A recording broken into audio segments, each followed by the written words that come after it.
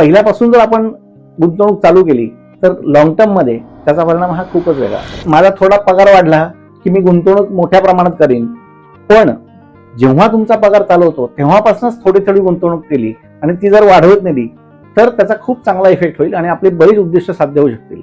आपण एक छोटं उदाहरण घेऊ, राम आणि श्याम. मिस्टर राम वयाच्या 25व्या वर्षी यांनी जर 5,000 रुपये दरमहा गुंतवणूक केली SIP द्वारे आणि जर 12% परतावा मिळाला तर 60व्या वर्षी त्यांची रक्कम 2.60 करोडच्या आसपास एवढी तयार होऊ शकेल. पण हेच मिस्टर श्याम त्यांचे मित्र त्यांनी 40व्या वर्षी गुंतवणूक चालू केली आणि 5,000 10,000 SIP चालू केली आणि 12% परतावा मिळाला तर त्यांचा कॉर्पस हा 86 लाखापर्यंत जमा होईल. एवढा मोठा डिफरन्स हा होऊ शकतो. त्यामुळे जेवढ्या लवकर, भले ती किंमत किंवा छोटी रक्कम असू दे, तेव्हापासून जर पहिल्यापासून जर आपण गुंतवणूक चालू केली तर लॉंग टर्म मध्ये त्याचा परिणाम हा खूपच वेगळा असतो.